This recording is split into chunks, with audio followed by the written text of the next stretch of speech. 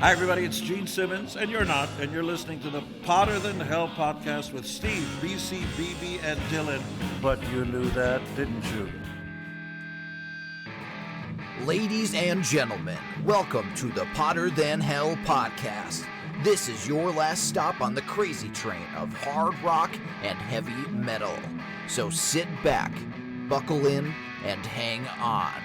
Here we go.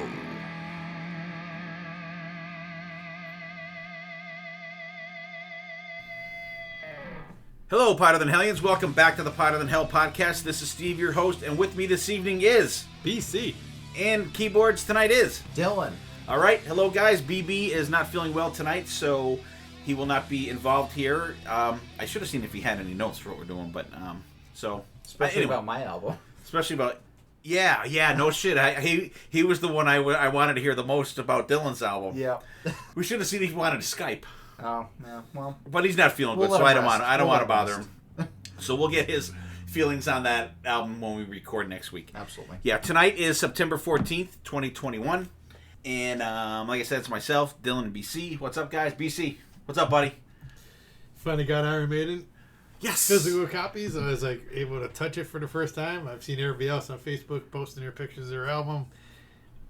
Over a week later, I finally got mine.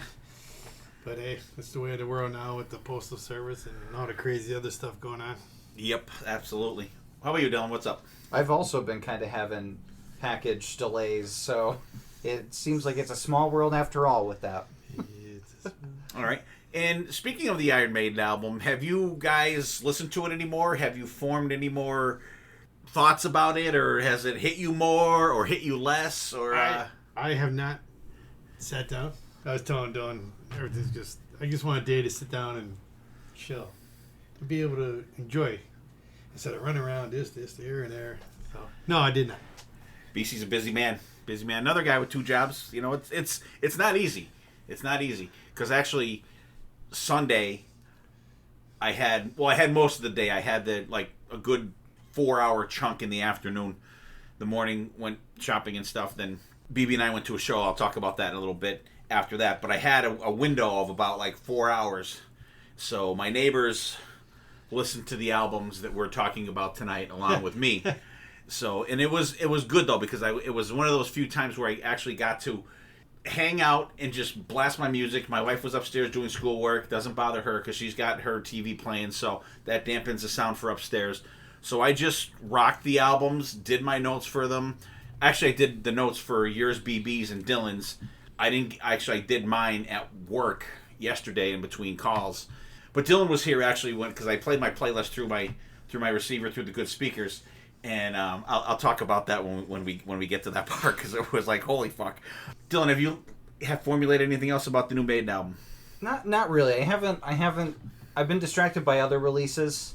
It's kind of been pushed to the back burner, but I think I definitely, the more I think about it, the more I like the second half better than the first. I still don't like that intro song. I don't like the title track. Okay. Yeah, I would like it better if it was elsewhere in the album. Yeah, it's just, I don't know. It's not a good opener for me. I like the song. I like it. I really like it. But I don't like to start the album with it. I've actually been I honestly probably have listened to it over 10 times, and probably the last 3 times I've listened to it, I've just hit shuffle play. You know, and actually 2 of the 3 times that I hit shuffle play, the Parchment came on first, which is weird. And it's great. We'll do a proper review maybe in a couple weeks. We'll let everybody absorb it, and we'll maybe dedicate a bonus episode to it or something like that. Because everybody's talking about it. I started listening to Uncle Steve's Iron Maiden Zone. They were talking about it, him and his crew, and I like that's a good podcast. If you're like Iron Maiden, haven't checked that out since Talking Maiden is gone. I expect Talking Maiden to throw out another episode now that they've had chance to absorb the album. But Uncle Steve's Iron Maiden Zone is good. They're approaching 100 episodes. I will be on there in probably next month or the month after that. You're an Uncle Steve.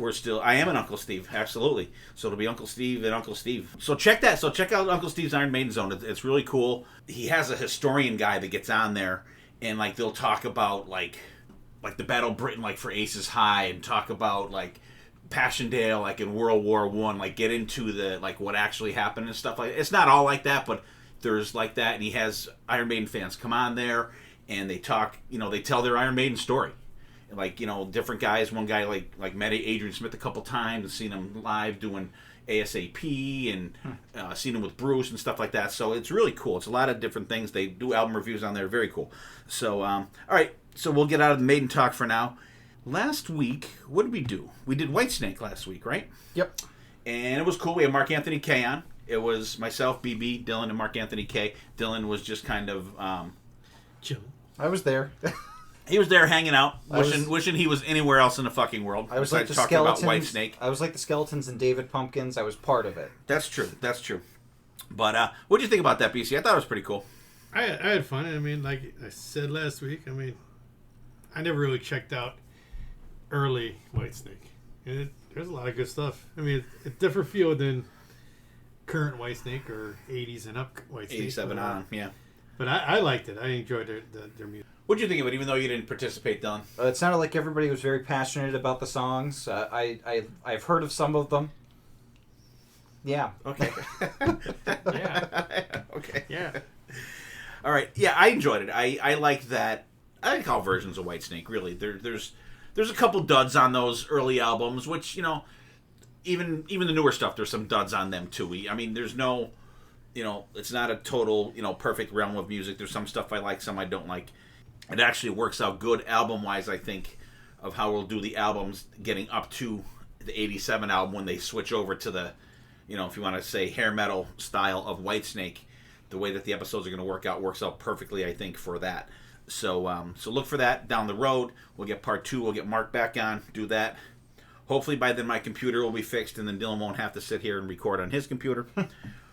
And so, Dylan, and we did the Kiss Crew the week before, and we have some comments that Dylan's going to read. Yeah, a lot of great comments from our intrepid listeners. Brad Rustoven said, great Kiss-related topic. I'm with Scott for these types of lists. I want to represent a song from each album. So he gave his album title as Lick the Souls.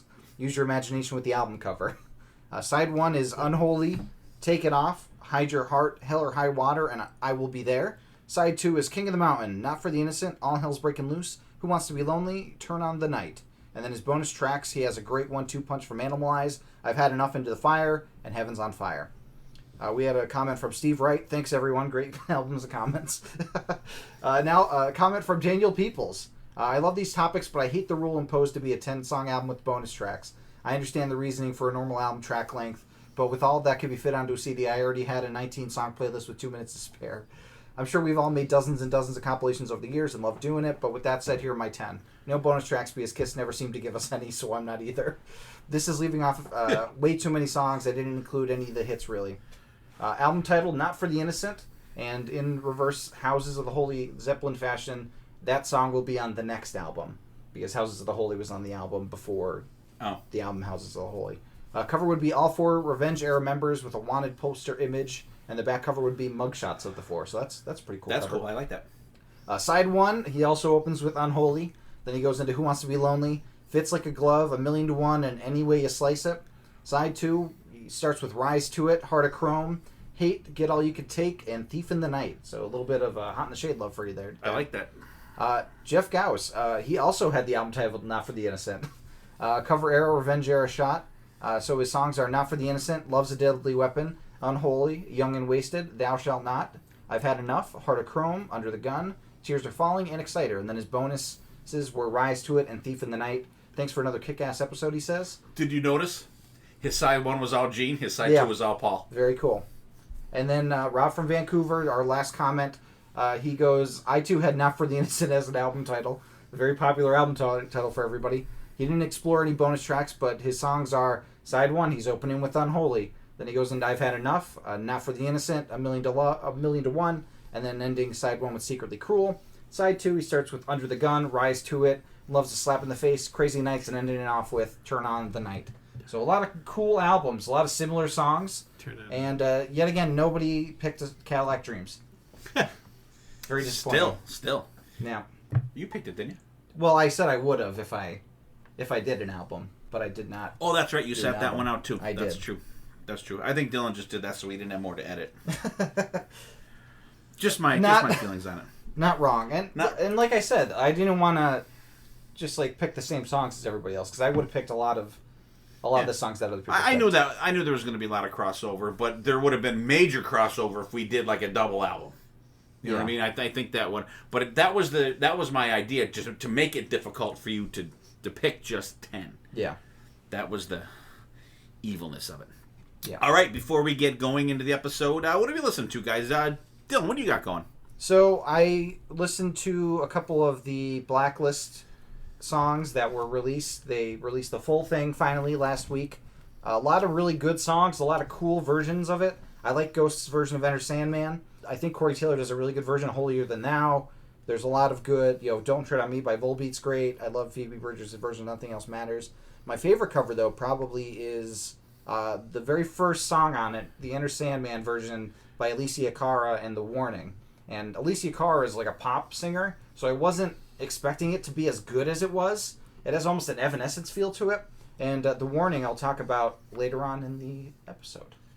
But I've been listening to that, and then a band that I know that I love and talk about all the time, Ice Nine Kills. They released a new single from their Welcome to Horrorwood Silver Scream 2 album, and this one was about Resident Evil, the video game series and movies, and it was called Rainy Day. It's probably my least favorite of the tracks they released for this album so far, but the music video is still really cool. The girls going through like a zombie kind of apocalypse thing in an office building, and they have references to the Umbrella Corporation that kind of started it, things like that in the Resident Evil series. So very cool. The music videos are awesome for these. And Is Mila in the video?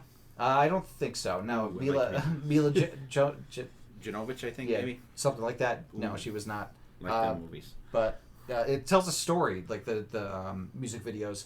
It's pretty cool. So check those out. That's cool. You know what I think of every time I hear or think of Resident Evil? The one movie where they're it's the Hive, right? They're in the Hive. Yeah. Where there's this laser force field and that is like all little like boxes, and the guy runs through and it just cuts the guy and they just fall off. I'm like, oh, that's the first thing I think. You ever see a PC? Yeah, cuts the guy into like the cuts the guy and like the pieces just boom. I knew like, that was exactly what you were going to say. It's like a grid. And like if you run into it, it just fucking cuts you in a little, and they're like little, like maybe like half-inch squares, and it just the guy's going through. He's like, and it's like it's cool as fuck. Yeah, that's always what I think of when I think of Resident Evil. So BC, how about you? What do you got? I've been fishing around Facebook and everything, and I came across we all know, me and Steve know this band, Salty Dog. And of course, I got back and checking out their Facebook. The one guy. Oh, they back? I don't know, because I put on Every Dog Has His Day from 1990. Fantastic. But there's another one on the Facebook page. I have not found it yet. Lost Treasures from 2018. On this Facebook page, people talking about great album. So I'm looking for it. Okay. All right. And for me, I've been still delving in, like I told you, the new Iron Maiden. After listening to the albums that we're doing for tonight, I wanted to go back and I listened to the to Heaven and Hell and Mob Rules Dio era Black Sabbath. Actually, just listened to Mob Rules today. Real good. I think between those two albums, that's another two that I think I could just make one great album out of those two albums. There's some cool hidden gems on there, but there's a couple that I'm like, Like if you just mix the two of them, I think you can get a good, like, maybe 11 song album. I think would be fantastic between the two of them. Listening to the new reissued version of the Black Album, Metallica, really good. Reissued, whatever, remastered or whatever they call it, sounds really good. And still listening to the War Kings Revolution. That may make the end of the year list. Oh, there it is, Salty Dog. Ooh, that's just a CD. Oh, $52. I don't know. I don't like Salty Dog that much. All right, so there's what we're listening to. I've got some Dio Black Sabbath, some Metallica, some Maiden, and some War Kings. Little Salty Dog, Lost Treasures for BC. He's on the hunt. Blacklist songs for Dylan from the... that's what they're called, right? The Blacklist? The Blacklist. The Blacklist. Yep. The Ghost version, Corey Taylor. Volbeat, Elysia Carr, and The Warning. I do like the Ghost version. It's very ghostish. Like, it starts and I'm like, is this gonna... Yeah, I'm like, I hope this is not the whole song, and then they kick in. So it's very good. I enjoy it. So before we get into the episode, I was talking about Sunday that I had a little window of time to listen to some music and stuff. And then BB and I were going to New York. It's called, to a festival. It's called Blues on the Bridge. And BC and I went there in 2019. It does not seem like that was 2 years ago, does it? It don't. We went up there. We saw Carl Kennedy's band, Kennedy. And we saw them last year. They did their whole album. And then they did another thing coming from Judas Priest. This year they were doing the album. But then David Rock Feinstein, was supposed to come. And they were going to do like a Dio tribute and play a couple songs. But with COVID and stuff, I don't know. David didn't have COVID, I don't think, but like with it, he was a little leery coming, so he didn't come. So Carl had texted me like almost a week before, asked me if I would intro the band, and I was kind of like, I got a little nervous. I said, if you can get someone else to do it, go ahead, and which I should have, because the guy that introduced them was okay. But so then he also texted me like the day before. He said, hey, are you guys definitely coming on Sunday? So I said, yeah. I said, we'll definitely be there. He says, well, my drum tech got stuck in Buffalo. Imagine being stuck in Buffalo, the fucking terrible football team up there. That would suck. Sorry, BC. But I said, yeah. I said, BB and I are coming up. So he goes, would you guys mind roadieing for us? I'm like, all right, you just got to tell us what to do. I don't know, what the fuck to do. So we got there, and of course, they were supposed to play at 6:30. The festival is running behind. No things like that ever fucking run on time. They just do not run on time. So literally, I texted my wife, and I'm like, we're still waiting for them to play. And she's like, really? I'm like, yeah. So then, like 5 minutes later, they started. We went up. We carried the drums up. Helped them. We didn't set the drums up, but we took the drums up for him to set up. We helped out Tony and Charlie with their stuff, get their stuff set up. So then we went down back around to watch the show.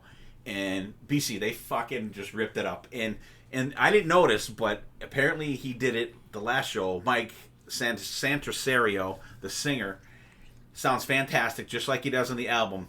But I don't know if you noticed, he drinks olive oil right before he goes on stage. And then like after maybe 2 songs, he'll drink a little more olive oil for his voice. Oof. I'd be fucking throwing up. I'm like, holy shit, I just kind of like that thinking about it. Just like the oil. Set was fantastic.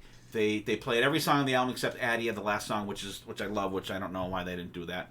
But they rocked, they did good. But then at the end of the show, they did Mob Rules, and then they did Neon Nights. They absolutely tore it up. The soloing, if you just know the regular versions of Neon Nights and Mob Rules, they're probably the 2 of the biggest rocking songs that Black Sabbath has of the Dio era. Like, almost bar none.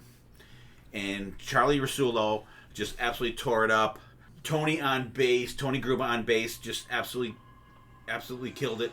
And Carl, fantastic on drums, really cool drum solo he did. But when they did the Black Sabbath songs, man, BC, they fucking tore it up. They did Mob Rules, then they did Neon Nights. And when they did Neon Nights, he fucking, the outro solo just absolutely tore it up. And then he went into a, whoa, like a chant thing with the guitar. It was really, really cool.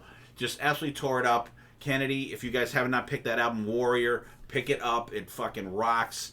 And I was surprised too, because if you listen to that album, it sounds like Carl's got this fucking huge fucking drum set with all these like rototoms and shit.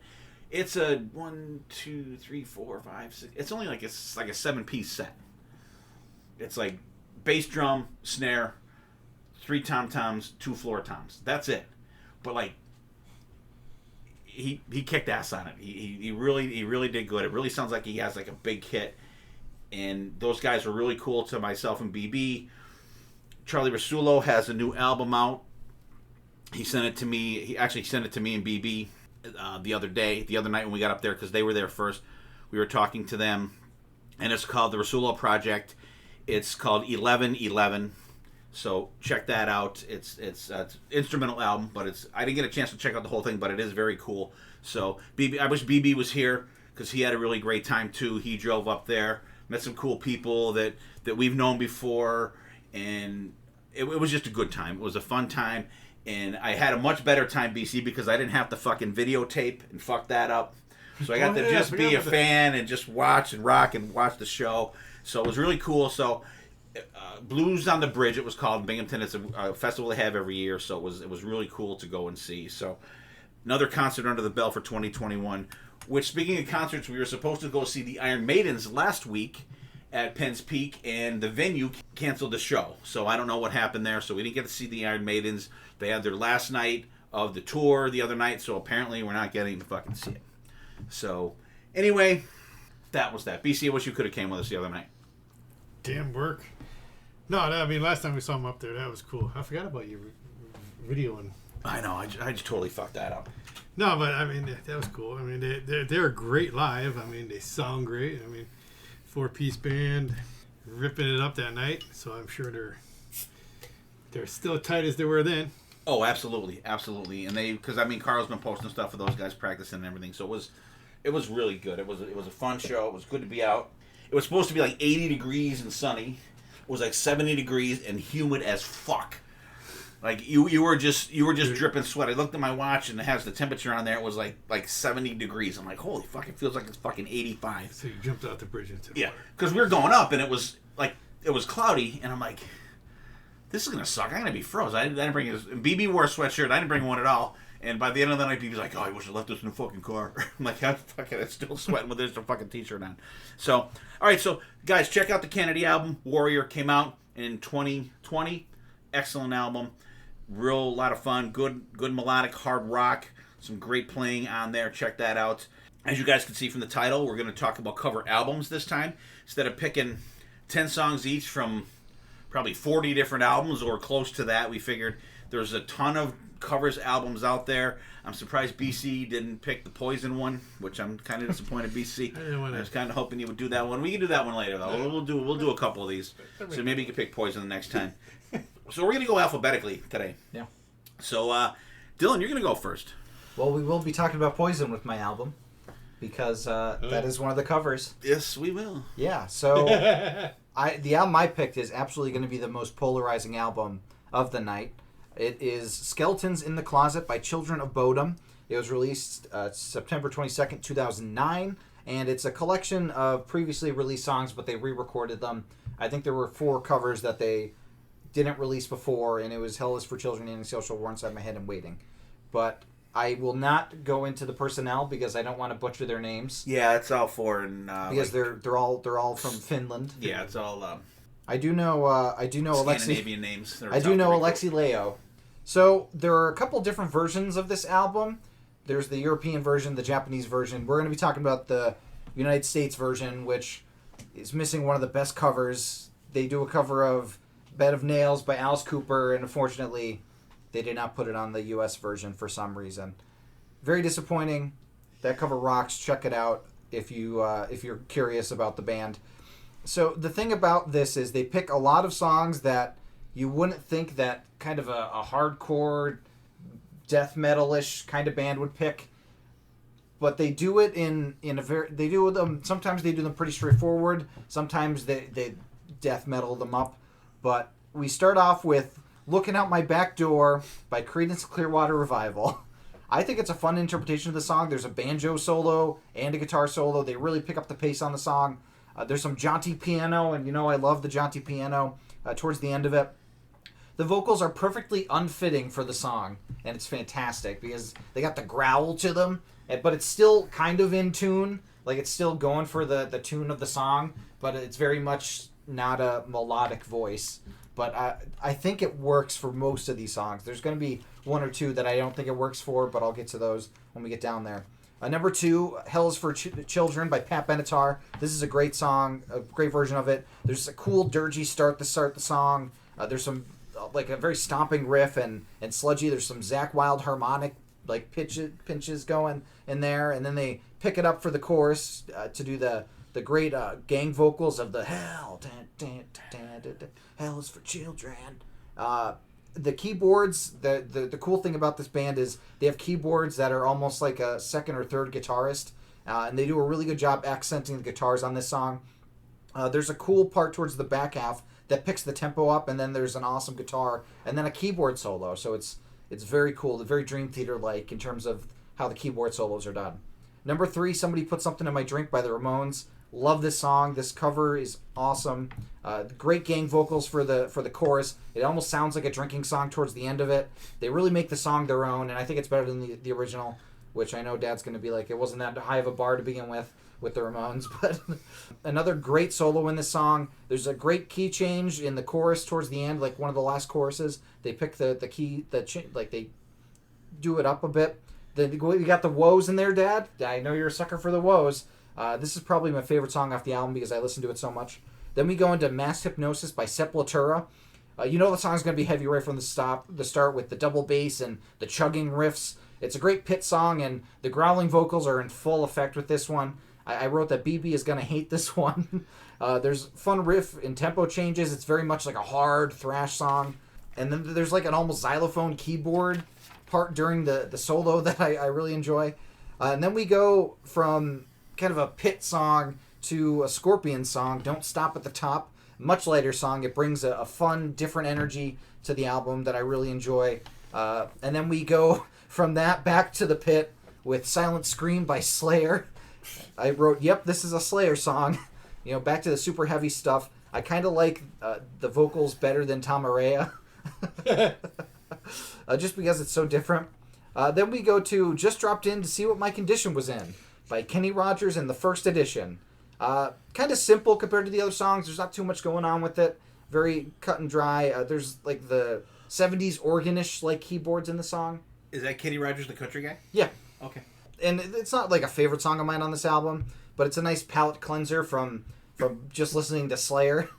Number 8, Hellion from Wasp. Definitely different vocals from Blackie.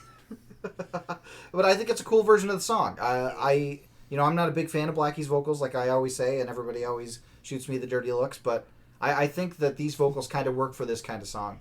But the vocals that don't work for me are in this next song, Aces High, of course, by Iron Maiden. I think that they're a little too gruff for how melodic of a singer Bruce is in the original song, and it doesn't really work for me. They almost make the song a speed metal song with how fast it's going. The riff is very much Dragon Force almost in terms of like the speed of it. There's a really cool second solo that the keyboards do, but the vocals kind of bring me out of it for this song. But then they go into Rebel Yell by Billy Idol, and they have fully clean vocals for most of this song. And it shocks you right after the gruff version of Aces High. And it's a really surprisingly straightforward cover of Rebel Yell, and I really like it. It's just like a heavier version of it. And they do it justice. I like it a lot. Then we go into No Commands by the band called Stone. Kind of a cool song. I had never heard the song before. Seems like it could almost be an Anthrax song. It's got that kind of feel to it in terms of the riff during the verses and stuff. They got some dual guitar action more than keyboards on this song, which is different, but it's cool. And then we go to an actual Anthrax song, but it's a cover of a cover, of course. Antisocial, Anthrax's cover of the Trust song. So it's Children of Bodom covering Anthrax, covering Trust. Cool tempo change for the first chorus. They slow it down, and it's a really different version of the song that I really like. I love the part after the solo with the where they do the first verse again with the and like the double basses going and the chugging riffs to really accent it. I'm sad that they don't do the anti-social, but that was like a live edition that Anthrax did. So it's fine that they didn't put it in there because it wasn't part of the album version. Then we go into Talk Dirty to Me, another relatively straightforward, albeit a heavier cover of the song. There are some lyrical changes. In the second chorus, they do the in Grandma's wheelchair instead of in the old man's Porsche, which was pretty funny. They're definitely taking the piss out of this song. Like the way that he's singing it, it's very much that they're making fun of Poison. But like, it's weird because the guitar solo is probably the closest of the guitar solos in terms of note for note. So, it is a good guitar solo from C.C. DeVille, but it's very interesting that was like the note for note solo that they did of all the songs that they did. Then we go into Ghost Riders in the Sky by Stan Jones. Cue the Blues Brothers. Another dirgy song right at the beginning, but then it starts galloping into kind of like a country-ish feel to it. There's almost like a monk choir type gang vocals in this song. I love the little keyboard accents that like pepper the verses. It's almost like the guitar noodling that you'll sometimes hear, but it's with the keyboard. I think there's some accordion towards the end of the song, and it gets kind of polka-ish for a few seconds, which I enjoyed. Then we go into Suicidal Tendencies, War Inside My Head. Love this song. Great gang vocals. I love the part where they change up the tempo for a couple of seconds. It's a great song, and it's a perfect song for them to cover. And then we get to the shining star of the album, their cover of "Oops, I Did It Again" by Britney Spears, featuring Jana Kosonen. Sorry, Jana. So this is the song that we've all been waiting for. They kind of do a tongue-in-cheek straight cover of it. I'm very familiar with the original song since I grew up when it was all over the radio, and I do like Britney Spears. This is how you should do this kind of thing, Motley Crue, where like you're doing a straight cover, but you're clearly in on the joke, whereas like a Virgin, Not even close. not even close. I love that they do the alternate chorus as a guitar solo first, and then they sing it like when they do the "Oops, I Did It Again," and they do it as like a guitar solo before they do the actual version. Very, very cool. And then we go into a song that I'm sure Dad liked, King Diamond doing "Waiting" from The Graveyard. Awesome version of the King Diamond song, and they have the high vocals that King Diamond does. You're not expecting that after listening to this whole album. And this was originally a hidden track on the European version of it, but they made it like a full-fledged track, which I'm glad, because it's a pretty good King Diamond cover to end out the album on a high note. Even if they did end with "Oops, I Did It Again," it also would have been a very high note, because I think that's their swinging for the fences song, where they take a song, they make it their own, and just like go ham with it. And I think that's what I like about most of this album, is that they do try and make it a Children of Bodom kind of affair, when they don't do too many just straightforward covers. And I like covers that change things up a bit, and I think this album definitely does that. What do you guys think? Yeah, these guys were great live. They were fucking ripping Yeah. live. I don't recall them doing any of these songs when we saw them though. No, it was all originals. And Mr. Letheo, rest in peace. Excellent guitar player. Excellent guitar player. Cool album. Vocally, I'm a little. There's parts I'm like. Yeah. I mean, I always say, if I can do Amon Amarth, I can do these guys. But I'm in most songs for the music, anyways. I'm invested in the music part of stuff. And looking out my back door, I'm like, I'm not a huge fan of CCR, because I think, Hoover, Rock 107 killed me for fucking CCR, because they play them like way too much. But looking at my back door, it's like a rockin' version. I love the banjo. The banjo's fucking. There's like a fucking shredding banjo at the end. It's like what the fucking banjo. I fucking love that. It's like Bonded by Banjo from fucking Exodus. I fucking love that. Hell's for Children, cool song. When it kicks in, it's got some grindage. What you would hope for from a metal version of a Pat Benatar song. Rocks for the chorus. Cool kick up for the Hell's for Hell. That's fucking fantastic. The solo's ripping in it. Someone put something in my drink. Good up-tempo rocker. Cool gang vocals. Vocals in the chorus is cool. Mass Hypnosis. Who sings that song? Who is that? Sepultura. Grinding start up-tempo rocker. This is the Get in the Fucking Pit song. There's a lot of cool keyboard stuff on this album. Cool breakdown before the excellent solo. Don't Stop at the Top. This is not Klaus Meine singing this song, for sure. It is not. Musically, good grinding version. This is one of the ones that the vocals kind of like throw me off on this one. But the soloing, there's like a back and forth guitar and keyboard solo that is very fucking cool. Silent Scream, good hard rocker, cool solo. Another one, guitar and keys back and forth. Just dropping in. What is it? Just dropped in to see what my condition is in. Cool stomping rocker. It's got a little groove for the solo. Hellion, excellent version of this. Pretty straightforward musically, I think. I love the soloing in. The band underneath is just fucking ripping. Ace is high. Did you guys notice that on this version you get the dun dun dun dun dun dun dun dun dun? When the kick in comes in, it the fucking volume fucking skyrockets. Yeah. On this, I'm like, holy fuck! Every time I forget about it, and I have to fucking turn it down because when that kicks in, it's more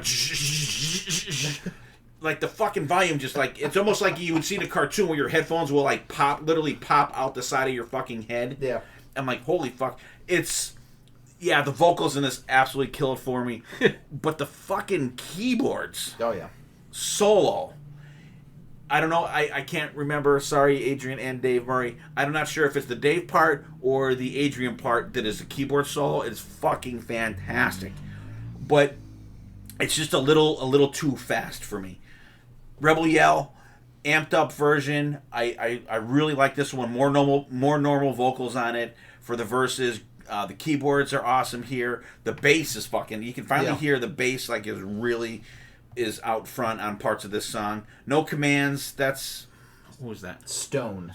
That one I never heard. Good headbanger, ripping solo. The part after the solo's got a good like Maiden type gallop to it. The guitars rip in this one. Antisocial. What's the first thing you wrote there, BC? Iron Mike. Iron Mike. Our buddy Iron Mike. Every time BC and I would hear that song, we always say Iron Mike because he's rather antisocial. Still antisocial. Good version when it kicks in, but it's got a groove to it though in certain parts that you don't get with the Anthrax version. I think is very cool. Talk Dirty to Me. I don't know what to think of this one. I think this kind of starts the joke section of the fucking album. Yeah. I've written down In Grandma's Wheelchair. The solo is really good in it. Ghost Riders in the Sky. This one's cool. It's got a gallop in parts. I like it. I actually have a star by that one. I really like it because it's one. I could picture this being on fucking Hee Haw. Yeah. You know. I just not this version, but the song itself. War Inside My Head, Suicidal Tendencies. Fucking love this one. This one rocks. Fucking great fucking breakdown in it. Oops, I Did It Again. Fun version. I think Dylan had this song on when we did the covers songs. The vocals are absolutely horrible, but I think that's part of the joke in the song. Yeah, absolutely. Totally grinding chorus. Waiting, King Diamond from my favorite King Diamond album. I love The Graveyard. Fucking fantastic. We did that on our one of our Halloween things. But the vocals are perfect for it. Like, he even does the softer King Diamond type, and then the high parts are, like you said, surprising. I'm like, ooh, he can get up there. Like, sing some of the songs like that, you know? And I actually have down for Aces High, it had to fucking hurt to fucking sing that song. Yeah. Holy fuck. Like, I mean, some of the songs you get a break, but like that cadence in that song, I'm like, holy, that's a lot of fucking words to sing in a row like that. Yeah. I like the album. I do. I like it. I think it's cool. Vocally, I'm like, at some points, but I could see where that's part of the joke on some of the songs as well. But I'm in for the music, and the music on this is fucking ripping. Ripping. Absolutely. BC, I know that you were the first of us to see Children of Bodom. You and BB. As soon as I saw this on the list, I kind of got scared. Took me back to the night in Philadelphia. We thought Black Label was up next, and we got right up to the front. And all of a sudden, they wheeled out the drum set for Children of Bodom. We're like, I looked at BB like, oh, we're in trouble. And like, as soon as the lights went off, I got knocked down to the ground. I'm thinking, well, it's over. It's over. Like, goodbye, cruel world.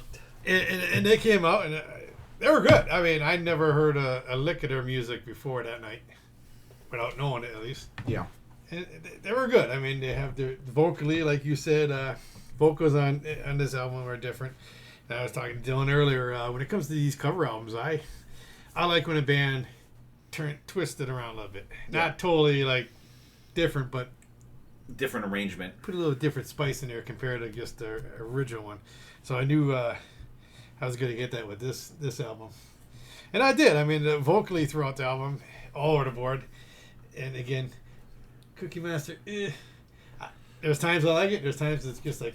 Times that it's annoying. Yeah, it just gets too much for you. Musically, this is... I wish I had one of those machines. Remember? They used to sell them. Probably not now. They would take the vocals out of music. Like for like karaoke stuff? Yeah. No. I mean, maybe nowadays, but I'm talking back in the day. Well, you can probably definitely find something to do it now. It's probably nowadays, way easier. Nowadays, way easier. You probably an app for your phone. You can probably just look up instrumentals of these songs. Yeah, but I mean, I remember. I would love to do that. Tons of albums out there. like you said, vocally sometimes if the focus are just different. But a lot of these songs, I mean, I'm not gonna go through every single one. I'm gonna do my highlights here. And the Hell is Freak Shoulder. I love that. I love that song, the regular Pat Benatar version. That this one has the grindage, Pat Benatar grinding in the background vocals. Another one standing out to me is Don't Stop at the Top. Love the guitars and the keys. And that was the surprising part about listening to this is the amount of keys in these songs. Because when you hear the Children of Bodom, you don't think keyboards. Yeah. The keyboards are such a cool... And that night, I don't remember a keyboard player for some unknown reason. Maybe because I was too... Trying to stay alive. The fucking birds were flying around The your fight head. or flight response was kicking in. Leg go by it. We were like right up front. I'm going, oh my god, we're gonna die. And hell yeah, I mean, I love that last spot to begin with. But this is a cool version. I mean, I love the bass in it. The solo's cranking. I mean, again, I like when they do. This is a band that's not really Wasp-like, but and Rebel Yell is really good. Like you said, that's probably the most normal song. Anti-Social. I mean, like you said, as soon as I heard it, all right, Mike. And they do a good version of that. And Is This High? Being a Maiden fan, I was like, yeah. And then like, oh, there's a few parts I'm like, ooh. Yeah. But in a different tone, it's cool because they're not doing it like Iron Maiden does it. They're doing it their way. Yep. And overall, I mean, what's the other one? Britney Spears. And the Poison, I was like, I think I'm tired of that song. Yeah. No, I get you. But the Britney Spears is funny. I mean, yeah, Talk to Monty Crew. Well, and the thing about the Britney Spears one too is that it's very much like they hit the same exact beats as the original song. So it's clear that they have an appreciation for it because they hit like They hit the highlights of the song. yeah, they like clearly they know enough about the song that they could do like the "You see my trouble is this," dan, dan, dan, dan, you know, because that part like I look forward to that part. It's true. Yeah, it's very true to the song. So like even though they're taking the piss out of it, like there's still that like level of like appreciation for it.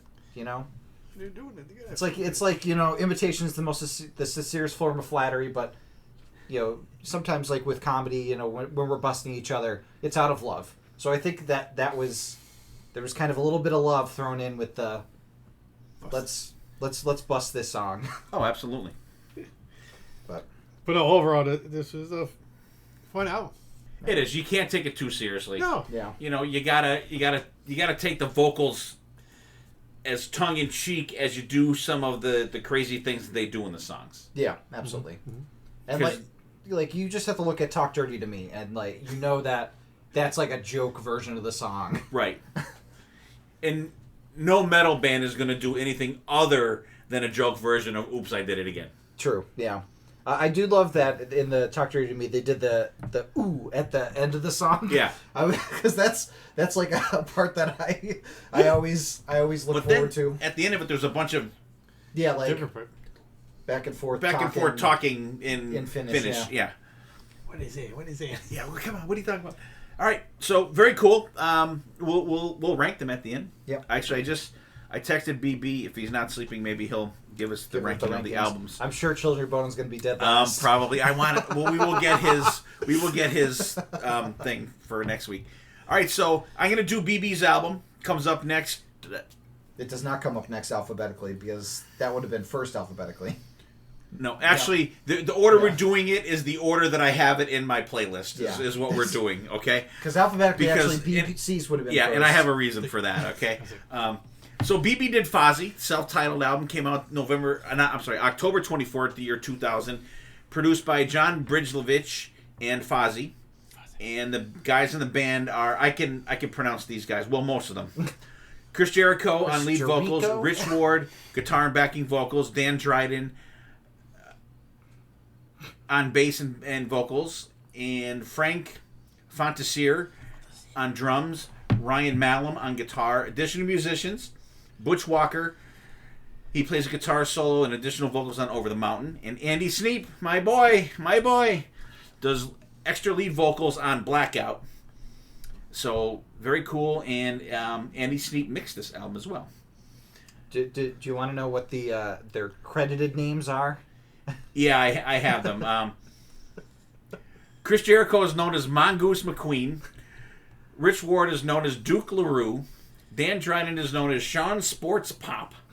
Frank Fontasier is known as KK LaFlame. And Ryan Malum is credited as the Kid.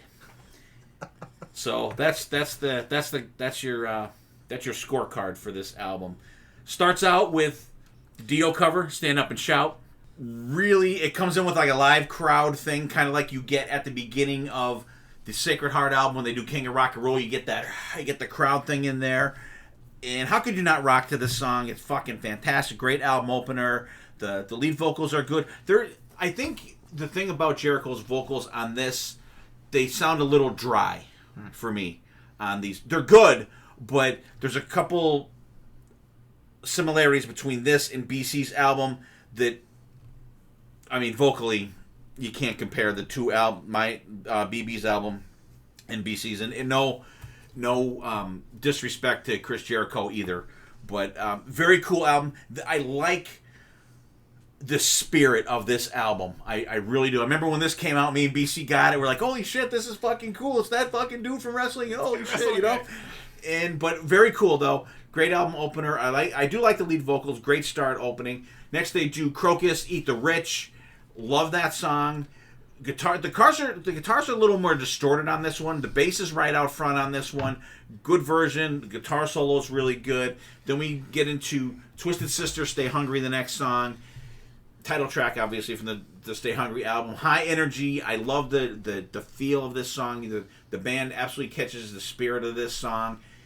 I love when they do this. The chorus of Stay Hungry. It's not just Stay Hungry. They do the hey. I like that. It like adds a little bit of extra little spice to the song there, BC. Jericho ramps it up for the second verse. I like the more intense vocals for the second verse. Solo is fantastic in it. Then we get to a better version of a Maiden song. They do The Prisoner from The Number of the Beast. They do the spoken word intro. Who are you? The new number 2. I fucking love it. I fucking love how they do this intro here. The drum beginning is spot on. Let's see.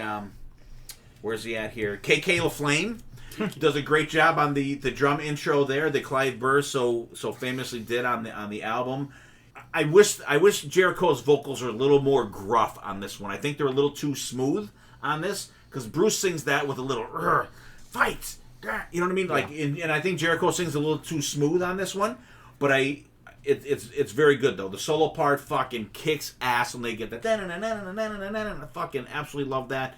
Then we go to a little Motley Crue, Live Wire, from the Too Fast for Love album, rockin' version, high energy. The next song is an actual Fozzy song called End of Days. It's got a great feel. The pre-chorus is fantastic in it. It's a good song, definitely worth checking out. Definitely not a skipper. Then we get into Over the Mountain from the Diary of a Madman album. Faster version. I like the lead guitar. He didn't. I don't think he tried too hard to channel Randy Rhoads and just figured, you know what, I'm just going to do my own thing here. And I like how that is because sometimes when someone tries to channel someone like Randy Rhoads or Eddie Van Halen, they don't get it, and the spirit of that is not in there. I would rather them do what they did here and just kind of do your own thing, which I respect that.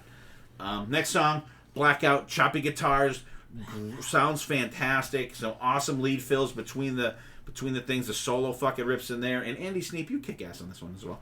Feel the Burn, another original song from Fozzy. Really good song. I like the layered vocals in it. It's got a really, it's really like a big sounding song. That's the only way I can really describe it. Absolutely not a skipper. Then we get into some Priest, Riding on the Wind. Definitely a faster drum intro. The choppy guitars are fantastic. The band kicks ass on this one. Solos absolutely fucking tear it the fuck up on here. I love a great ending to the album. It's short. It's not even 40 minutes long. 39:58. Gets in, kicks your ass, gets the fuck out, and I liked it. And this is one that I can remember when we first, BC and I first got it, and we just fucking like, wow, this is really cool versions of the song. Fun one. What do you think, BC? Like you said, we got this. It was like, cool, man. They're playing all these cranky tunes.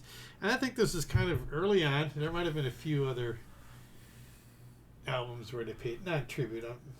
This is probably one of the first where bands doing covers of. Right. That's not a tribute album. Right. Because there was the Aerosmith before this? There were a couple tribute albums, but not cover albums. Like cover albums. This is one of the first, I believe it was, 2000? Yes, 2000.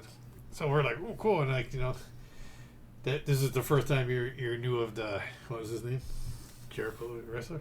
Yeah, Chris Jericho. Chris Jericho is a vocalist, say, for Yeah. a hard rock band. He always said he was a hard rock fan. But here he is singing a band. Doing cranking covers. I mean, overall, not too crazy, not too far from the original, which is okay. But heavier, like a little parts and more grindier in certain areas. Like Stand Up and Shout, pretty straightforward. I love Eat the Rich. That just has a better. I don't know if it's a heavier. I think the guitars are choppier in it. Choppier. It's not so smooth. It's not smooth. It's raw, not raw, but Stay Hungry. I don't know. I could do without that one. The Prisoner, love that one. Like you said, even at the beginning, it's like, and then the drums are spot on. And just kicking the live wire, of course. That's because the crank is on the beginning, and these guys tear it up on that one. In the Days, of course, was one of their own. Which the first time I heard this, I'm like, what is this? Yeah, whose song is this? Yeah, we're like, who the hell is this? Because we were in the cover song mode. Over the Mountain. Love the way they do this. The drums just tear it up in this. Mm-hmm. And, like you said, not going crazy with it. Keeping it cool, but not too precise. And Blackout. Love the cover of this. Total Scorpions. And again, when we first heard this album, feel the bird. Feel the bird. And they closed it out with to me, this Eric Judas Priest amped up version of it. Which we always bring that up. If they had Mr. Scott Travis back in the day, so many of those albums would have been like. I don't know. I go back and forth on that though. Huh? I do. Lately, I've been going back and forth on if Scott Travis was in the band, like for British Steel up on. I don't know. We definitely needed Scott Travis on Ram It Down. Absolutely. But I'm satisfied with Dave Holland's drums on those albums. What would it be like? I know. Like live though, like watch that Memphis live video from '83. Like fucking Dave, he fucking hits hard. Watch the fucking the US Festival video. Yeah. Man, he fucking hits hard. That dude. He was good. He was good. Like I like absolutely ram it down. Absolutely. Maybe Turbo, but there's not a lot of like really cranking shit on Turbo, you know what I mean? It's different. But Ram It Down, too much drum machine on that, and I would have rather, actual human being playing. What do you think, Dylan? Fozzy.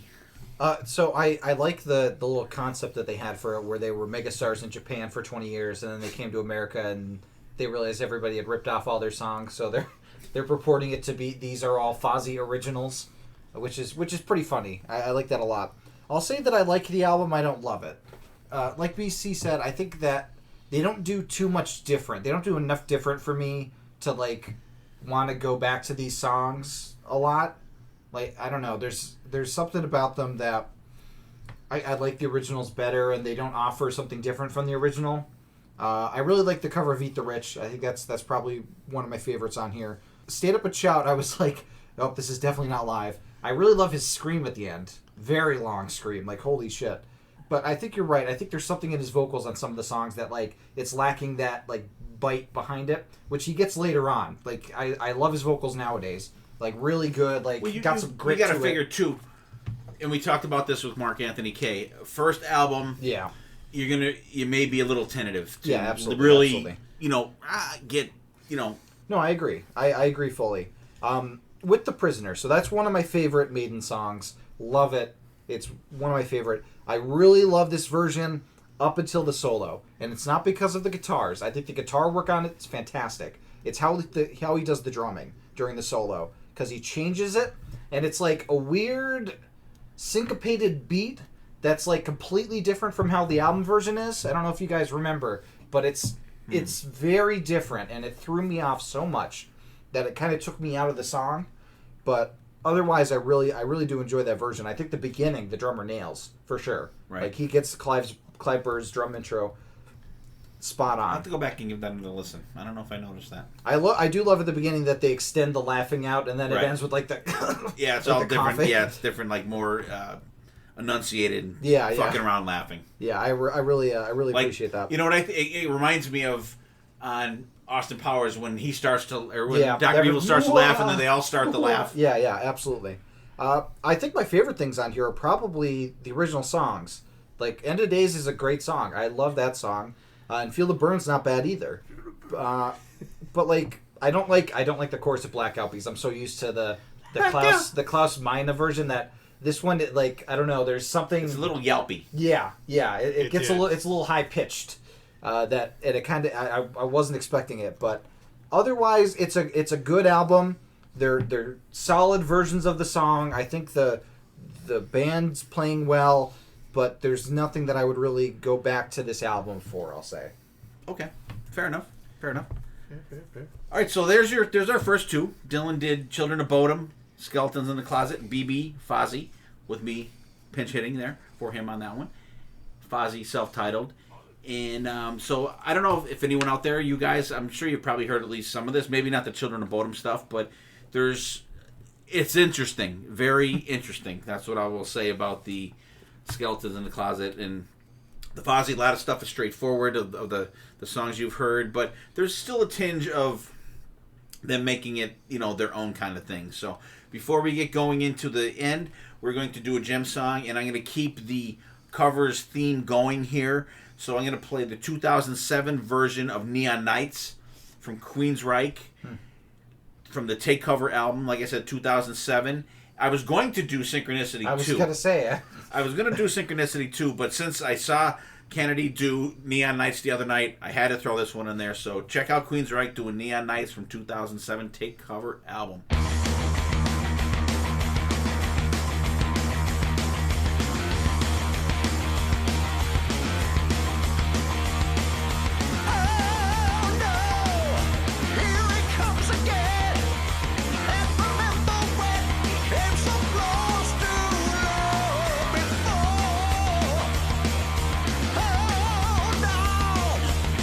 Things never last. The things in the past always seem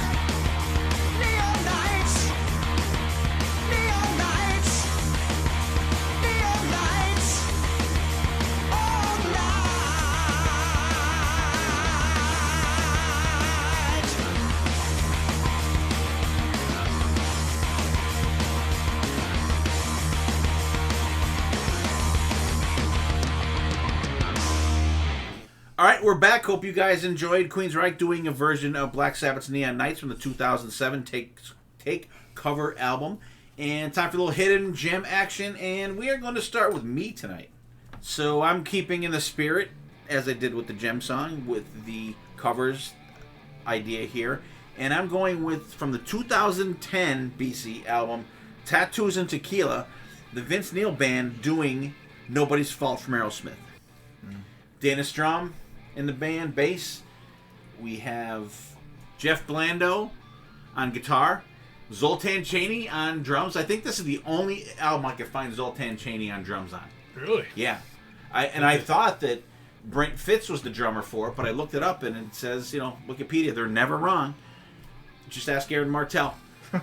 It says Zoltan Chaney's a drummer on there because Brent Fitz was the drummer on the live album that Vince Neil put out. That's interesting. Doing all the crew stuff. Brent Fitz was the drummer on that, but Zoltan Chaney is listed as the drummer on... It's like the reverse of Yeah. how it usually is. Yeah, I should have pulled the album out and actually looked at it, but that's what it says on Wikipedia. So, Nobody's Fault from Aerosmith, Vince Neil from the Tattoos and Tequila album, 2010. What do you got, Don? Mine is also kind of connected to covers since this band first gained notoriety for their cover of Enter Sandman on YouTube in 2014. It's a band I talked about earlier in the day, The Warning. They're an all-female trio from Monterrey, Mexico, and they are really good. They released a single. The single's called Evolve, and they also released the cover of Enter Sandman with Alicia Cara. And that cover kind of got me onto them, and I like them a lot. They're really good. Just check them out. They're fantastic. Cool. What do you think of when you hear The Warning, BC? Good job. Absolutely. What do you got for a gem, BC? I was going to go with the cover feel too, but I said no, because I got abused. Because you know who I was going to pick. So, like I was just telling Dylan. Their covers are terrible, though. Their covers are fucking terrible. I'm talking about Aerosmith. Oh, I thought you were talking about Lizzie Borden. No. Oh, their covers. You have to admit, their covers are terrible. Who covers the job? Lizzie Borden. Born to be Wild's terrible. Fucking Live and Let Die is fucking terrible. The new ones. Oh, well, Pet Sematary is okay. But I didn't know that was a cover. I thought that was one Pet of them. Sematary is fantastic. I thought that was their own, so I have no idea. I do like their cover That's the of Pet Ramones, Sematary. too, That's right? good. Yeah, that's the Ramones. That's the Ramones. And, I love the chorus of it. It's so good. and even the other one. I was going to pick the other one. Anyways, I said, no, I could stay away from that. And What do you got? like I was telling Dylan, I'm digging into my old iPod. I don't know if that's what even called them back in those days. And I get shuffle play. And I'm thinking, what song is this? And I kind of go over and hit the screen. And it was a Honeymoon Suite with after Racing After Midnight album, which is their third album, came out in '88. So I just brought it up and played the whole album. Very good. I mean, it's only like 38 minutes. It's short. What's the album? Racing After Midnight. Looking out for number one. Like a bunch of good songs. I mean, we saw him on a cruise. Yeah, I have it on vinyl. I Is that- just didn't hear what you said. And then Lethal Weapon. That's off that movie. Mhm. But good album. All right. I found new love for them after the cruise. They were fantastic live. We that was one of the few bands we saw twice on the cruise. Yeah. Them, Thunder, Lizzie Borden. Thunder. There wasn't many other bands we saw twice. Heaven's Edge I saw twice. You didn't. Doro we saw twice. No, I missed the one Doro show. I think you and Granza went to that one. But there was and guys, if you're ever going to go on the Monsters of Rock cruise, you can't see everybody. You have to pick and choose which ones you want to see. But then also you have to pick and choose. There's ones you want to see twice, like bands like Honeymoon Suite, Thunder, that you will, that I think we would never get to see. Yeah. So you catch them twice. Lizzie Borden. Hey, do it, BC. They're Lizzie Borden. All right. So here's our hidden gems. The Warning doing the song is called Evolve, right? Evolve, yep. From Dylan, and also the cover with Alicia Cara. They do Cara. They do Enter Sandman as well on the Blacklist album. Honeymoon Suite, the album Racing After Midnight for BC, and Vince Neil's cover of Aerosmith's song Nobody's Fault from the Tattoos and Tequila album from 2010. So the next album up on the docket is BC. What do you got, BC? I got Adrenaline Mob with Coverta, which came out in 2013. Time's going by fast. Doesn't seem that long ago. It doesn't, but 8 years, almost 9. But came a little over a half hour, which is, boom, right to the point. It's produced by the band, which I thought was different. You don't see that too often. You had Russell Allen on vocals, Mike Orlando on guitar, John Moyer bass, and Mike Portnoy from Dream Theater fame on drums. He only got up to 173 in the top 200, but it's hard rock. But anyway, I know. Lucky they made the top 200 at all. Exactly. But album opens up with a cover of Badlands High Wire, which how can anybody not love this song? It's pretty much a spot on cover of it, which I always said I like it, but I'm not. I love when they do something different. But the guitar tone was a little bit different, and of course, Mike kills the solo in this. I love it. I don't like the sound of the snare. For some reason, it's like nails. Nails on a chalkboard. Really? It's just. I don't know. It's too peeny. Like, I don't know. It's just I listen to it. I'm like, Too St. Agarish? not as bad, but going in. Come on. Nothing's that bad. How dare you say that Mike Portnoy's drums No, might but be that's like Saint kind of how he Anger. was describing it. I was thinking it can't be that fucking bad. I didn't notice it. No, not that bad. No, it's not. But it's just a tad bit too like St. Agarish. Not even in the same neighborhood, but I've never felt so betrayed in my life. hey, I felt that way. Listen to it going, what the fuck? And then the second two is going to be Stand Up and Shout cover deal. Again, another spot on to the original. I just love Russell's vocals. I mean, he has that not gritty, but you got a little more growl to it than say Fozzy, where he's more polish. Spot on to the original, and the solo again. Mike rips it up on this. Now here's where the album kicks in for me. I love when Break On Through. They do a cover of the Doors' Break On Through. Which I know Steve's probably going, Doors. I like the Doors to be good, but I love. I said Dylan before we started tonight. I said I love when a band takes a song that's not their genre and like do it. And this to me is one of my standouts on this whole album. I love when the band does different, strong. The riff they just crank it on his guitar. He does the fit-in vocals, just tear it up on the song, and out soloing is not Doors like.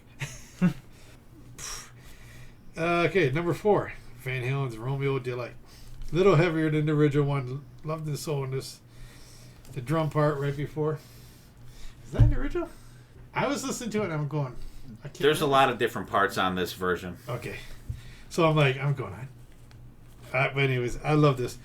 Then they throw in that little Zeppelin little 5-second tidbit.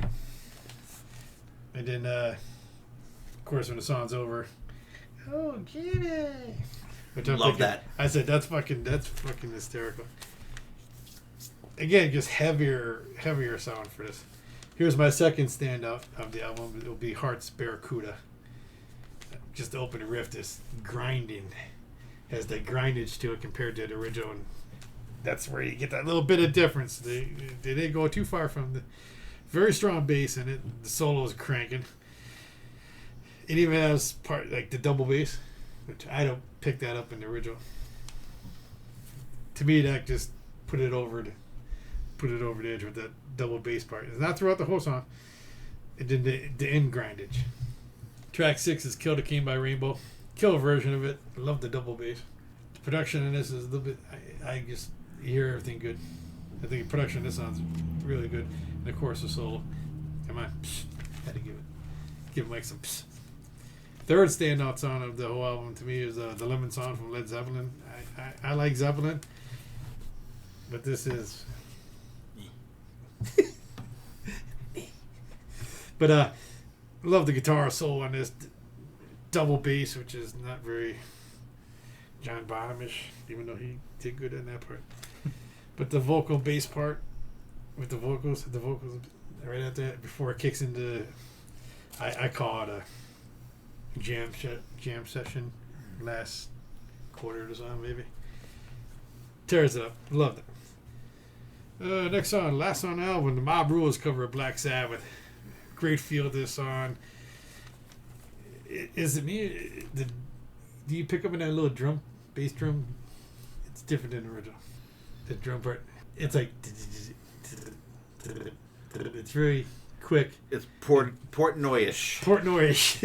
But I'm going, ooh, I said, I like that. And then just ripping through the song and the outsole. And to me, the guitar playing on this made the difference in the sounds and, of course, the drums. But there's that drum part is not on the original.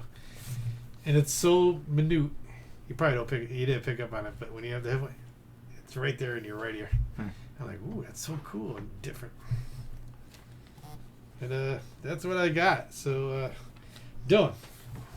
I definitely prefer this to the Fozzy album because I think the song choices stuck out to me a little more than the Fozzy ones. There are a lot of good choices for Fozzy, but they kind of go off the beaten path with some of the. I mean, picking a Badlands song, especially one as epic as Highwire to open the album out, is such a good choice. And anytime anybody plays Highwire, I'm on board because that song kicks ass.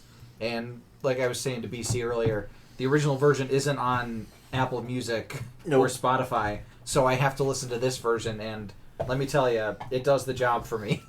I love the version Break On Through. I think it's a really cool version. A lot of Dio representation on this album. You got him solo, you got him with Rainbow, and you got him with Black Sabbath. So they really were loving Dio during the recording of this, and I think all of them are great. I love that they chose Kill the King. Fantastic Rainbow song. Really kicks ass. Romeo Delight is a cool, different Van Halen song to pick.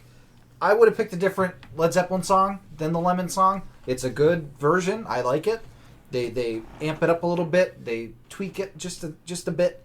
But I don't know. It's kind of a longer song compared to the other songs on this album. Whereas like the other songs are kind of like a hit you and get out quick. Whereas the Lemon song is more of a The longest. Yeah, kind of like a longer version of it. Like it would have been cool for them to do a real quick version of Communication Breakdown, even though that's so like cliched to do. But like one of the quicker Led Zeppelin songs, I think would have fit the album a little better. But I think the version of the Lemon song is good. I really do like this album, and I've liked it since it came out because they're versions that are true to the songs, but they have that like punch to it. And Mike Portnoy's drumming adds that little Freshness. prog kind of gallop at times, where it tries to switch it up a little bit, makes it a little more fun. But I really enjoy this album for sure. Steve. All right, Adrenaline Mob. I absolutely loved this one. This one, another one that we got right when it came out. We're like, because I think this might be the third Adrenaline Mob album, maybe. Second or third, I don't know their discography in order. It's considered an EP. I don't know why, but it's over. Yeah, Highwire. It's pretty true to the original, but I don't fault them for keeping it true to that because man, that fucking that opening riff and when them drums kick in is just so bombastic. It's like yes, this is what I want to hear. This shit, and like Dylan said. It's not on streaming or anything like that, and there's reasons for that. Look it up. The jam at the end, when it really fucking ramps up, and the soul that goes out to the end is absolutely fucking killer. Stand Up and Shout, killer. Rips. The outro solo at the end of this is fucking fantastic. Break On Through. Cool arrangement. It's got like a tribal drum thing going on there. And it's different, but like it fucking rips it up. Like it's short though. At the end there, it is absolutely not Robbie Krieger playing fucking guitar in the sun, for sure. Romeo Delight, totally rockin' version. Very unusual choice for a Van Halen song to cover. Yeah. I thought the bass sounds fantastic on it. The middle part with it gets into like a whole lot of love part thing, which is very kind of cool. And I have right here, BC. Oh, Jimmy! At the end. Fucking love that. Fucking fantastic. That, like, literally makes the whole song for me. But the way that they produced that middle part, is really, like, the production on that part and how they pulled that off. I don't know how long it took them to do that or how many takes or different layering and shit, but it's fucking fantastic. I think that just that middle part of that song like makes the production of this album fantastic for me. Barracuda, this one I'm a little fatigue factor on it. It's more of a grinding version. I totally acknowledge that, but I'm a little burnt out on that song. Solo's really good in it. Kill the King, damn. The band goes fucking crazy on this one. Fucking amazing version. I'm sorry, as a band, you really have to have your shit together to do this song justice. And they pull this one off fucking perfectly. The middle section is off the chart for this, for me. I love it. And I like the... I'll say what I'm going to say at the end. Next song, the Lemon Song. You know I'm not a big Led Zeppelin guy. I am not. I'm more of a hits guy for Led Zeppelin. Sorry, Zeus. I fucking love the Lemon Song. It's one of my favorite Led Zeppelin songs. It's a good, as Dylan would say, a good palate cleanser, I think, after all the rockin' shit that you fucking heard for the first 6 songs. That first part, you get that bluesy shit. The vocals are spot on. The lead guitar's got that very sleazy feel to it. They ramp it up for the solo. And BB, this is the Sick Bananas solo of the fucking album. There it is. Then, boom, like just like the song, bam, it goes like right back down. Which I love the instant transition that like just bam and boom, dun, right back down. I love the middle part. Squeeze me, baby. Squeeze my lemon till the juice runs down my leg. The first time we heard that, I knew you were gonna pull that line out. I had to. I listened to it and I'm like, oh, that's a Steve Wright line. That like fucking caught me. I'm like, holy shit! I can't play this song for 1971 or something like that. Holy fuck! And very, very, ostentatious for fucking 1971 for them to put that line in a song. Very cool. The song. There's more Sick Bananas at the NBC. Mm-hmm. Fucking excellent. And then they ended up the album with Mob Rules. Gotta heal those bananas. Oh, come on! Damn, high energy, kick-ass, just blazing version. I fucking love it. The guitar just rips up at the end. It fades out. That's my only thing. But, like, it rips fading out. And I like you have the Dio theme here. You have Heavy Dio. Dio band, you have Rainbow, and you have Black Sabbath from all 3 of Dio's main bands. Imagine if they did an Elf song. I wonder what song they would pick. So, very cool album, Coverta. I enjoyed it. This is another one. Like, I can remember, with the exception of Dylan's, getting this album when it first came out. Did I buy this? I think you brought it to my attention and I bought it. Oh, that's right, because I was very much in tune with what Mike Portnoy was doing at the time, because it was the post-Dream Theater, and he was doing a million different bands, playing with Avenged Sevenfold. Yeah, and I think that's what ultimately led to his demise from Dream Theater, all the side projects and shit. But he's a guy that needs to do something, because actually the Winery Dogs was supposed to be Mike Portnoy, Billy Sheehan, and John Sykes. But John Sykes worked too slow for Billy Sheehan and Mike Portnoy. They wanted to put shit out. Yeah. But apparently there's stuff that's recorded with Sykes, Sheehan, and Portnoy. But it never seen the light of day because those guys were like, what the fuck? Let's go. Let's get this shit out. And then apparently Eddie Trunk recommended Richie Kotzen to Billy and Mike, and that's how you have the Winery Dogs now. So I would love... Oh, absolutely. I would love to hear what they did with John Sykes, though. That would be fucking awesome. That would be interesting because he's a very different player. He is. He's no Richie Kotzen, and Richie Kotzen is no John Sykes. So it had to have a totally different vibe for them. So I think that would be really cool to hear. I don't know if it'll ever see the light of day, but I know that they had recorded stuff. And people bust on Eddie Trunk about bragging about whatever, but like, hey. If I put the fucking Winery Dogs together, I'd fucking brag about that too. Absolutely. So. That's the first time we did that tonight. Yeah. I said it a bunch of times. I thought you were going to interject with it, but... I did not. Album so far we did Children of Bodom, Skeletons in the Closet. We did Fozzy Self-Titled. We did Adrenaline Mom, Coverta. And now it's time to throw the fucking brakes on. Dylan was here when the transition fucking happened the other day, and this is why I wanted to do it in this order.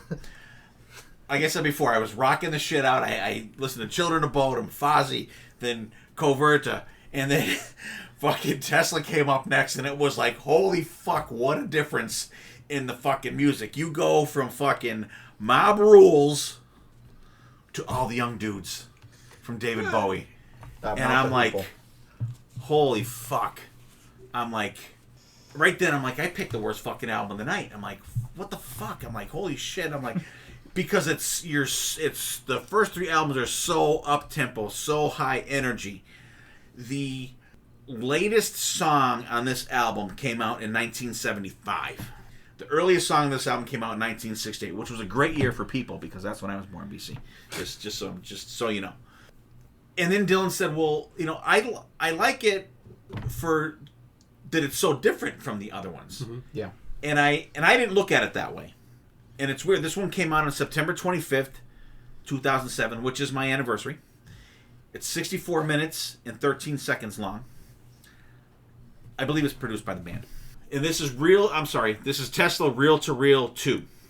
Jeff Keith vocals, Frank Hannon guitar, background vocals, Brian Weed on bass, piano and background vocals, Troy Loketa drums and percussion, Dave Rude on guitars and background vocals. Like I said before, it starts out with All the Young Dudes, Mott the Hoople / David Bowie song. I don't know if I even heard Mott the Hoople's version of it. No. I may have and just dismissed it because I'm like, I wrote down, okay, not a bombastic opener. Yeah, it's a... Not a huge fan of Bowie. Well, it was written by Bowie, but Mott the Hoople. Oh, okay. Performed it. See, I don't even care to even look that up. I'm not a big Bowie fan. The song's okay, musically very good for that song. I wish that even for this song, I wish Jeff put a little more oomph in the vocals. And there's a couple songs that he does that for me. I wish that he sang it with a little more. Not mailing it in. I'm not exactly mailing it in, but not like a run-of-the-mill type vocals. Like, there's one song here, I'm like, dude, you could have fucking went for it there, but you did not. But, you know, this song, All the Young Dudes, all I can think of is Cucamachu. That's all I can fucking think of when I hear that song. It just, I'm not a fan of that song, and that's when I'm like, man, especially after listening to these first three albums, because... Look at the songs we did, and then boom, All the Young Dudes. Dude, I'm like, oh. But there is a reason I picked this album. I will get to it. Make It Last, a Montrose song. I didn't know this song. The song's okay. It's a little boring for me. The bass is really good in it. Good melodic solo. The band underneath is really good. Shooting Star, Bad Company song. You may hear that song coming up as well, I think. Maybe. Maybe not, though. Maybe the band. Good version, though. The acoustic guitars sound great underneath in the mix. Excellent job on the chorus. Not Fragile, a Bachman Turner Overdrive song. I didn't know this one. Song's okay. Really cool. Low bass part in the middle. It's got some spacey guitars. Pretty cool. It's actually pretty cool. It makes the song the spacey guitar part in the song. There's a really cool dual guitar harmony part. The two solos at the same time are cool because they're both playing two different things. Is cool. I like this one though. Like I like how I don't know how the original version is, but I like the guitar playing at the end. Great solo at the end. Street Fighting Man from the Stones is next.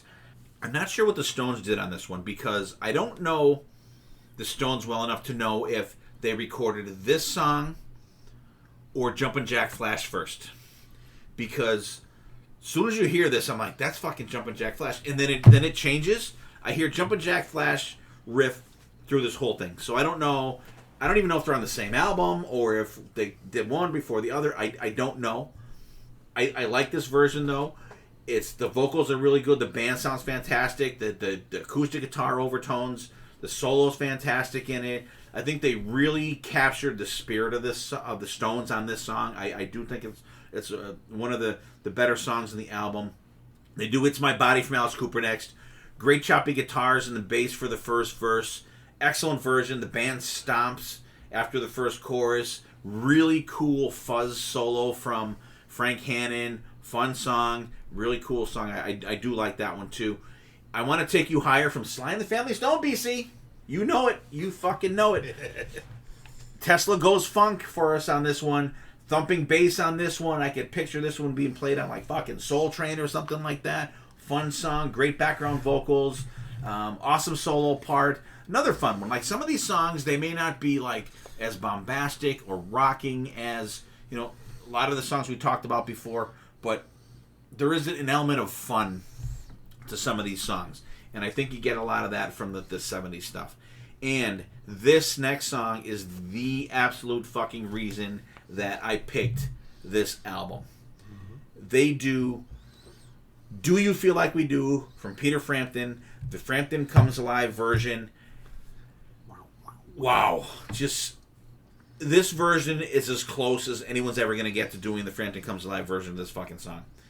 Their parts, this is the song that mostly sticks out for me vocally as Jeff Keith. Come on, dude, you could have fucking, like, there's parts where, like, there's parts on here where Frank Hannon will hit the Frampton Comes Alive version as close as it'll ever get, or exact. And there's parts where Jeff Keith could have just went a little higher, went a little more vocally for it, and did not. And that's the only miss on this one here for me. The layering of guitars is really cool. If you listen to it in your headphones, you have Frank in one ear, you have Dave Root in the other ear, playing down, down, down, down, down, down, but in different keys in each side of the earphones. It sounds fucking absolutely fantastic.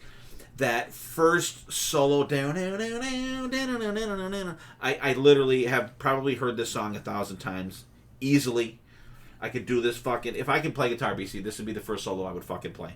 Honest to God, for as much of a Kiss fan and Maiden fan, whatever, I would do this fucking song. The mellow, do you feel like we do? Fucking is like fucking spot on. The talk box is oh my God. But then they throw a little different thing in there of Frank Hannon talking. We want to thank you, Peter Frampton, for picking up your guitar. Something like that. He goes, very fucking cool, awesome. On the talk box, I love talk box to begin with. Then they kick back into that down, down, down, down, down, down. But then that last solo, that down, down, down, down, down. Oh my God, I want to fucking just jump out of a fucking window. This is so fucking spot on, this last solo. And like I said, this song right here alone is the reason that I picked this fucking album. It's so fucking good. Next song up the bat, next batter up to the plate, BC. Beer Drinkers and Hellraisers from ZZ Top.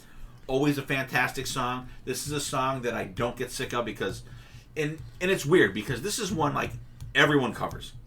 I think at the last 3 Rockin' Pods, the song's been played as a cover song, and I never get sick of it.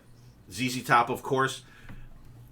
Just Keith and Frank, they do the back and forth vocals on it. And actually the Frank does the first part of the vocals, and then Jeff does the other ones. Frank's are a little like, it sounds like he's fucking hammered fucking doing them, but still pretty cool. Okay. I'm not holding, believe me, BC, you know I don't hold that against anybody. The the solo is very cool, but the second solo just fucking rips. Really fun song, cool, just a very, very cool version. I love seeing this performed live, and we saw them do this, BC, when we went to the Rockin' Pod, the last one that we went to in 2019, I think we went to, when they did it at the hotel, and that Ricky Drover got up and he played the guitar solo in this song, fucking absolutely fucking tore it up. Next song, this song is, for me, I'm like, I don't like the original version of this one, and this does not fucking help me like it. Seasons of Wither from Aerosmith. Don't like the original. This one's pretty true to it, which does not fucking help me. Definitely low point in the album for me. If this would be a skipper for me. Saturday Night Special, Lynyrd Skynyrd. Next one up. Major fatigue factor on this one too. It's pretty true to the version. It's okay. The song's good in it. I don't even like Armored Saint's version of it, BC. I'm just, it's not a song that fucking hits me. They end up the album with War Pigs from Black Sabbath. Fucking, they got that little weird radio dial beginning to it. Small snippet from the Star Spangled Banner plays at the beginning. Good version. It's a little slower, I think, tempo than the Sabbath version. But the solos are killer in it. The solo at the end, like Frank Hannon, just kills it. I'm assuming Frank Hannon on a lot of these solos because you listen to your headphones, Frank is in the left, Dave Rude sounds like he's in the right, but the solos are fucking killer in it. So, what'd you think, BC? Like you said, after the last 3 albums, you put this in. I love Tesla. And they do all these great, but it's just different. And that's not a bad different. I'm not saying it's just they're done very. I mean, all the undudes. That song don't do nothing for me. I don't care who does it. Make It Last. Good. Shooting Star. That's where I'm most familiar with. Bad Company. Not Fragile. Bachman Turnover. I wasn't familiar with this song, but done good. Is a totally enjoyable album. Street Fighting Man, The Stones. It's my body. Alice Cooper, another stand-up. Sly and the Family Stone. Yes. I want to take you higher. But my 2 favorite off this album are the next 2 tracks. Do You Feel Like I Do, Peter Frampton. And my favorite, Beer Drinkers and Hellraisers. Like you said, you hear that song anywhere and everywhere you go. I'm going to hear it later this week. Because probably 50 times. At least 50 times. There's not a band anywhere in the Ocean City area that's not going to play. Where are you going? What are you doing? You might as well throw it out there. Bike week in Ocean City, Maryland. So I've gone to these throughout the years and years and years. And no matter where you go, no matter what the band is, they always play certain songs like Skinner, Beer Drinkers and Hellraisers. Foghat. And there's another one I'm drawing a blank on. But you could go into 10 bars in a day and you're going they always do Simple Man from Skinner. Yeah. Everyone fucking does that. Which, again, fatigue factor. But these 2 covers on here are phenomenal. Seasons of Weather I can do without. Saturday Night Special. I think that's kind of a fatigue factor for me too. But the War Pigs, they finish off strong in my book. I love Tesla. I love when they do cover songs. You're not going to get no grindage or anything with Tesla. But great album. Done Tesla. Not grinding. No, Good straightforward good stuff. straightforward rock. What do you got, Dylan? I really like Reel to Reel Volume 1 and 2. I think it suffers from double album factor, where if they took out some songs from each of the albums and made it one album, it would be a fantastic covers album, because there's a really great version of Rock Bottom on the first album. Oh yeah. Kicks ass. Fantastic. But I do like a lot of the songs on here. I mean, I'm a fan of all the young dudes.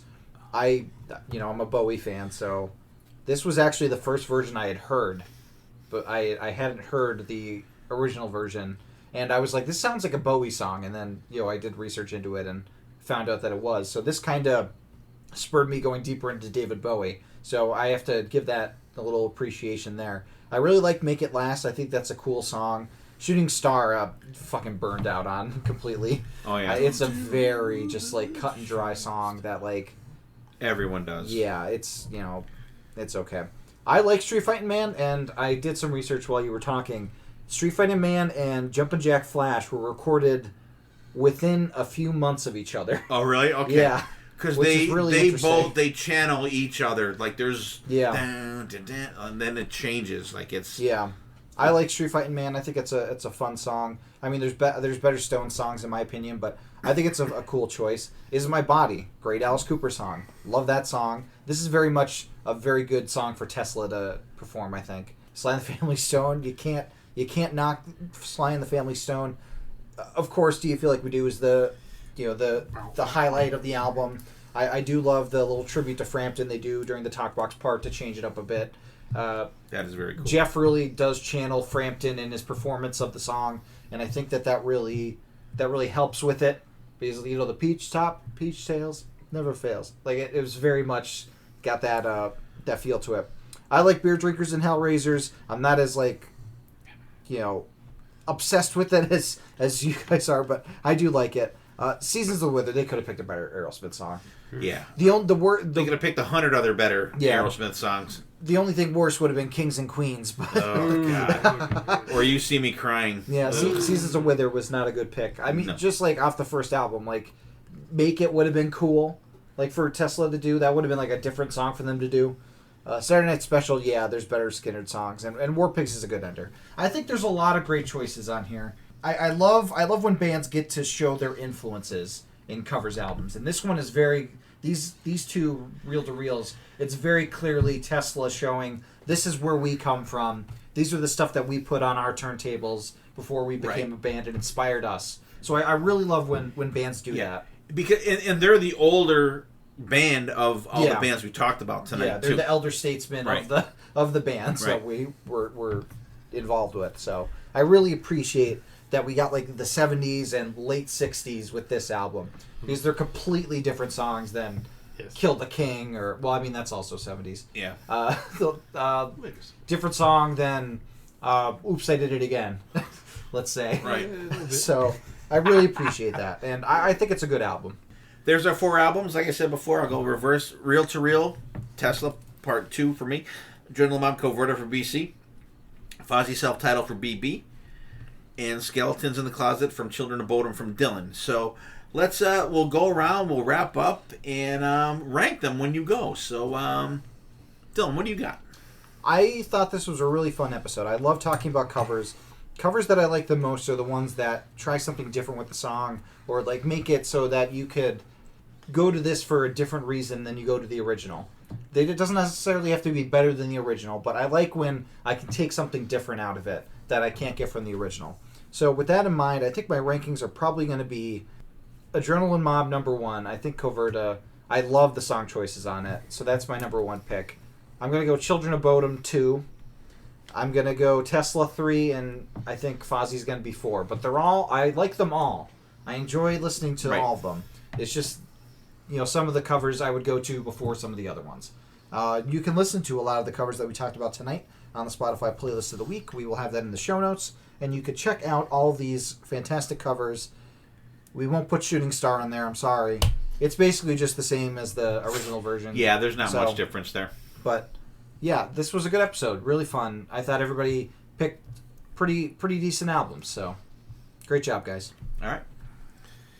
I'm going to shout out Dylan on this. I'm a fan of when bands do covers. When they're done tastefully and with a tad bit of difference. Even sound-wise. Change up, make the guitars grindier or rockier than, say, the original. I think a lot of it has to come with the different genres. Yeah. I know it's a keyword. But this is a fun episode. All these albums are great. If I had to, I'm going to go Children first. Just Really? For its differentness? Its differentness and the wide range of, like, Britney Spears to fucking, Sculpture. Yeah. I mean, that's different. And then I'm going to Adrenaline Mob. I mean, that's just, I love that album. And then I'm going to go Tesla, because I love Tesla. And they do just sounds totally justice and do it good. And then Fozzy. I mean, picked them last maybe, not for any reason, but just this album was there. Someone's got to be last. Someone's got to be last, and unfortunately, it's going to be Fozzy for this. All right. Yeah, I had a fun time doing this one. I thought it would have been that it was easier to just say, hey, here's the covers album I want to do. There's a ton of them. I have a shitload list. I text these guys. I'm like, just fucking pick something. And it's definitely something we could do again down the road. For sure. I enjoyed it. It's fun. Some people don't like cover songs. Vinny Folletti, our buddy from I Love It Loudcast, he does not like cover songs. Teach his own prerogative. But I just like how bands, they wear their influences on their sleeve when they do shit like this. They put their own spin on it. Sometimes they don't. Sometimes they stay true to the original version. Yeah, and I'm sorry to interrupt. Oh, it's okay. I think another thing that I love about covers is that it might introduce somebody to a different band. Like you might never have heard Absolutely. a band. Great point. And a band that you love covers one of their songs, and you're just like, oh shit, who did this? I need to go check them out. I've discovered so many bands doing that. And that's a fantastic point. Yeah, Absolutely. Great point. I'm glad you interrupted me for that. That was good. I'm not saying that busting your ass. No. I'm glad you did. Yeah, I like it. And like I said, I like when a band will make a song their own. They'll put their own spin on it. A lot of times they'll stay true to the feel of the song. Like when Tesla did the Street Fighting Man, they captured the spirit of the Stones for me on that song. And I think BC or one of you guys said that. I mean, I would have picked a different Stones song to do, but I'm a hits Stones guy myself. I'm a hits Stones, Zeppelin, Who, all those Beatles, all those older classic bands. I'm the hits guy for those guys. I don't delve into them. I literally, and I'm sorry, Led Zeppelin fans, don't fucking kill me. I literally cannot get through Physical Graffiti in one fucking sitting. I can't do it. I've tried it many times. Sorry, Zeus. Even though you say you listen, I don't think you do. But I can't get through Physical Graffiti in one fucking listen. I can't do it. I've listened to Led Zeppelin 400 fucking times. That song 4 Sticks fucking blows, by the way. But like, I'm a hits guy for them. Like, I'm surprised that from these ones we haven't had a Beatles song. Yeah. On especially the Tesla album. I figured there would have been one on there. There's one on the first one. The first one, yeah. I think I Got a Feeling. Oh, really? Yeah. Okay. Yeah. But, and like I said, I wanted, what I was thinking of, I wanted to pick like 10 or 12 songs between the two albums. So maybe the next one, maybe I'll do part 1. But like you said, the version of Rock Bottom on the first Tesla one is fucking fantastic. Good. But I hope you guys enjoyed this one. And I do, Dylan, your point is the best point of the night for me. That it may introduce someone to a band that they never heard of. Oh man, who does? I know this is a cover album. Who fucking does this one? Like that Bachman Turner Overdrive song. I don't know who the fuck sang that fucking song. Like BB says, old music becomes new again. Absolutely, that's the point of the fucking night. Gold star, Dylan.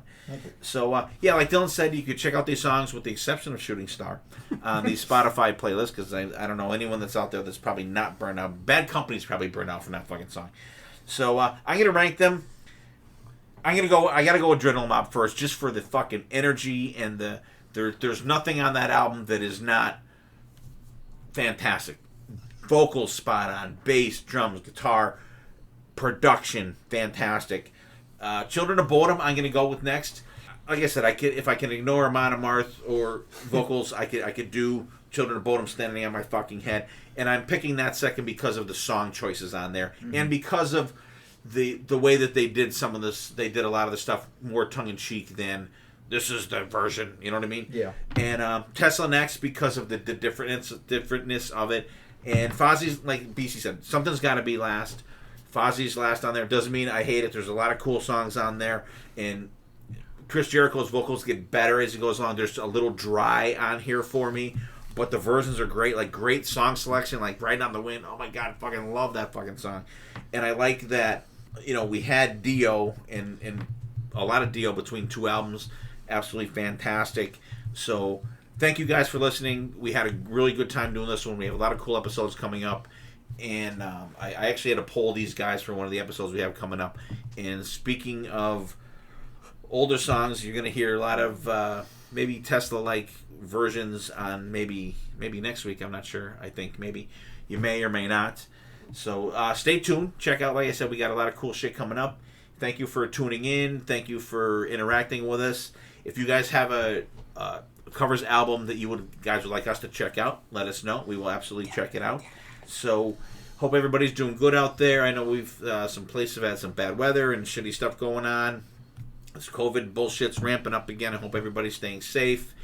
And we actually today, BC, I know you're not going, but we got our luggage tags and stuff for the KISS cruise. Came in the mail today. Things are progressing forward with that. So I'm 50-50 whether I think we're still going to go or not, whether it's going to happen. But us getting this stuff in the mail is a good sign for that. So where are you leaving it? Huh? Florida? Yeah, it's going to Miami. So like Florida's like the fucking like hot spot for this Delta whatever the hell. I'm not going to get into all that COVID shit, but everybody just be cool out there. Someone wants to wear a mask, don't want to wear a mask, don't be a dick. Don't, try to foist your opinions on someone else. Let you be you, let them be them. And so everybody take care of yourselves out there. We love you guys. Everybody stay safe. Be cool. Like, what's it? Casey, keep reaching for the stars. Keep your feet on the ground and keep reaching for the stars. take care of yourselves and each other, and we will see you guys next time, and there definitely will be a next time.